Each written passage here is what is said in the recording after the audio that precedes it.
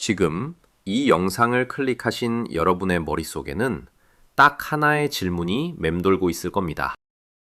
이미 너무 많이 올랐어. 지금 사면 고점인 거 아닐까? 아니야. 전쟁도 나고 경제도 불안한데 지금이라도 사야 하나? 우리는 흔히 금을 안전자산이라고 부릅니다. 주식이 떨어질 때 내 계좌를 지켜주는 방어막 혹은 전쟁이 났을 때 들고 튈 수 있는 비상금 정도로 생각하죠. 그래서 가격이 오르면 너무 비싸다며 구매를 망설입니다. 하지만 만약 제가 여러분의 그 상식을 완전히 뒤집는 이야기를 한다면 어떨까요? 금값이 오른 게 아닙니다. 금은 단 한 번도 비싸진 적이 없습니다. 지금 여러분이 목격하고 있는 이 급격한 가격 상승 그래프는 금의 가치가 올라가는 그림이 아닙니다.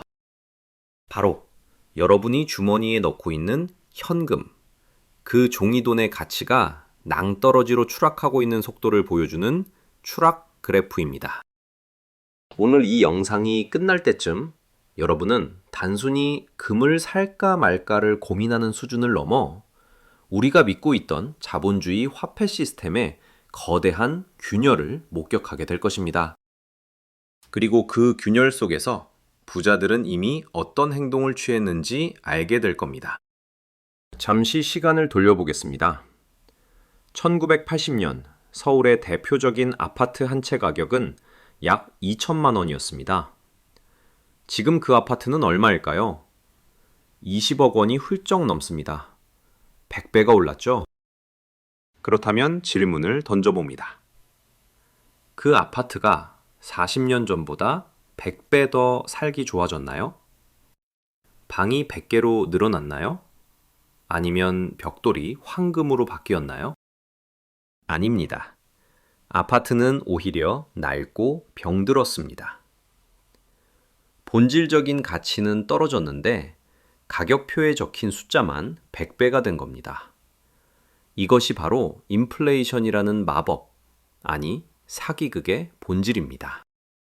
금도 마찬가지입니다.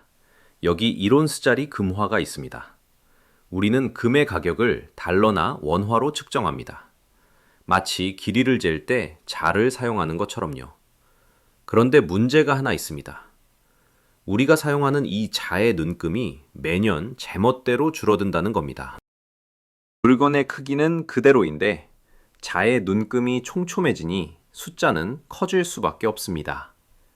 많은 분들이 금값이 사상 최고치를 찍었다고 두려워합니다.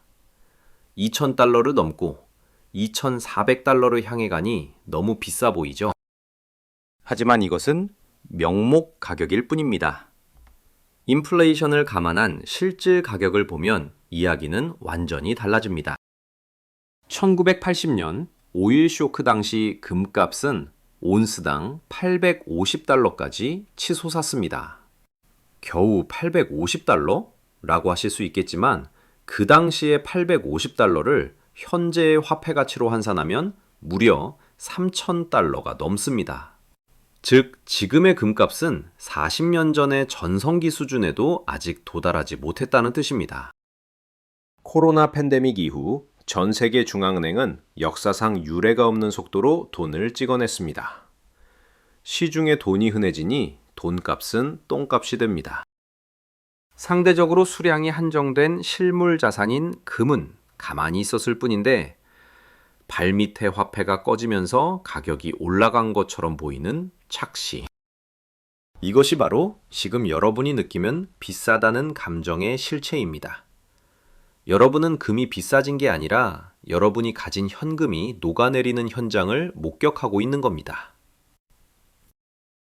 개인 투자자들이 비싸서 못 사겠다며 손가락만 빨고 있을 때 가격표 따위는 보지 않고 시장의 금을 진공청소기처럼 빨아들이는 거대한 존재들이 있습니다. 바로 중앙은행입니다. 데이터는 거짓말을 하지 않습니다. 세계금협회 보고서에 따르면 2022년과 2023년 전 세계 중앙은행들의 금 매입량은 역사상 최대치를 기록했습니다. 특히 중국인민은행은 18개월 연속으로 금 보유량을 늘렸습니다. 도대체 왜일까요? 세계 경제를 쥐락펴락하는 엘리트들이 바보라서 고점에서 금을 사는 걸까요? 상상해 보십시오. 여러분이 카지노에서 도박을 하고 있는데 갑자기 카지노 주인이 칩을 회수하고 금고에 있는 금을 챙기기 시작합니다. 그건 무슨 신호일까요? 곧 이 카지노 문 닫을 수도 있다는 강력한 경고입니다. 여기서 카지노 칩은 미국 달러입니다. 러시아 우크라이나 전쟁 이후 미국은 러시아의 달러 자산을 동결시켰습니다. 이 장면을 본 중국, 중동, 그리고 신흥국들은 등골이 서늘해졌습니다.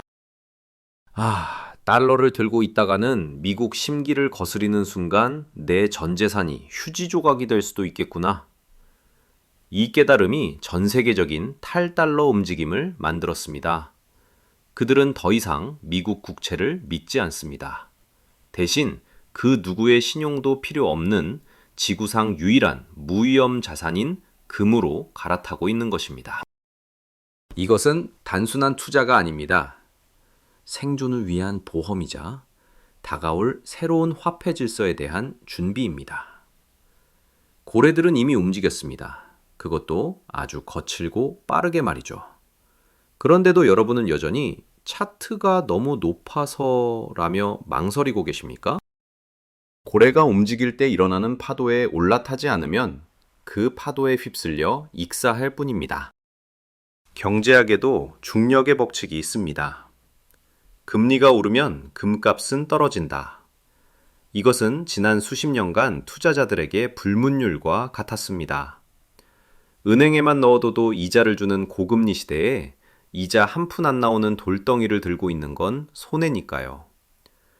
그래서 미국 연준이 기준금리를 올렸을 때 모든 전문가들은 금값의 폭락을 예상했습니다.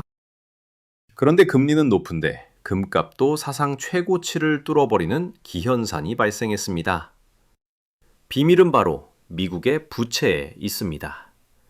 지금 미국 정부의 빚은 감당 불가능할 정도로 커졌습니다. 이자가 높다는 건 개인이 예금할 때 좋다는 뜻이기도 하지만 빚쟁이인 국가가 갚아야 할 이자 비용이 폭발한다는 뜻이기도 합니다. 시장은 눈치챘습니다. 미국이 이 막대한 빚을 갚을 유일한 방법은 돈을 더 찍어내서 빚의 가치를 떨어뜨리는 것뿐이라는 사실을요. 이것을 재정 우위라고 합니다. 중앙은행이 물가를 잡으려 금리를 올려도 정부가 빚 때문에 돈을 계속 풀어야 하니 긴축 효과가 사라지는 것입니다. 투자자들은 이제 금리를 보지 않습니다. 금리 뒤에 숨겨진 재정 파탄의 위험을 봅니다. 미국 국채도 더 이상 안전하지 않다. 이 공포가 고금리라는 중력을 무시하고 금값을 우주로 쏘아 올리는 강력한 연료가 되고 있는 것입니다. 자, 이제 머리로는 알겠습니다. 화폐 가치는 떨어지고 미국 빚은 답이 없다는 걸요. 하지만 막상 매수 버튼을 누르려고 하면 손이 떨립니다. 그래도 지금은 너무 높은 거 아니야? 조금만 기다렸다가 조정 오면 살까? 이것은 여러분의 잘못이 아닙니다. 인간의 뇌가 그렇게 설계되어 있기 때문입니다. 심리학에서는 이를 앵커링 효과라고 부릅니다.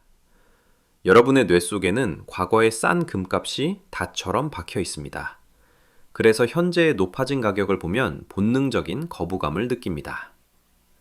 하지만 기억하십시오. 모든 대세 상승장의 자산은 언제나 사상 최고가를 갱신하며 올라갑니다. 사상 최고가란 더 이상 위에 매물벽이 없다는 뜻이기도 합니다. 천장이 뚫린 겁니다. 물론 무조건적인 추격 매수는 위험하지만 조정 오면 사야지 하고 기다리다가 영영 버스를 놓치는 경우를 우리는 수없이 봐왔습니다. 지금 금시장은 단순한 과열이 아닙니다. 이것은 패러다임의 전환입니다. 패러다임이 바뀔 때는 과거의 가격을 잊어야 합니다. 여러분이 집중해야 할 것은 가격이라는 숫자가 아니라 앞으로 펼쳐질 화폐 시스템의 붕괴라는 거대한 방향성입니다. 오늘 우리는 금값이 오른 이유가 금이 특별해서가 아니라 우리가 믿고 있던 화폐 시스템이 병들었기 때문이라는 사실을 확인했습니다. 역사는 반복됩니다. 인류 역사상 존재했던 모든 종의 화폐는 결국 가치가 0으로 수렴했습니다. 그 5천년의 역사 속에서 유일하게 살아남은 돈, 그것이 바로 금입니다. 지금 금을 사는 것은 단순히 돈을 벌기 위함이 아닙니다. 나의 소중한 노동의 대가, 우리 가족의 미래를 부패하고 무능한 시스템으로부터 지켜내겠다는 독립선언입니다. 가격표를 보고 두려워하지 마십시오. 진짜 두려워해야 할 것은 아무런 방어막 없이 다가오는 거대한 파도를 맨몸으로 맞는 것입니다. 남들은 비싸다고 외면할 때 현상의 이면을 꿰뚫어 본 여러분은 이미 다른 출발선에 서 있습니다. 여러분의 포트폴리오에는 지금 진짜 돈이 얼마나 들어 있습니까?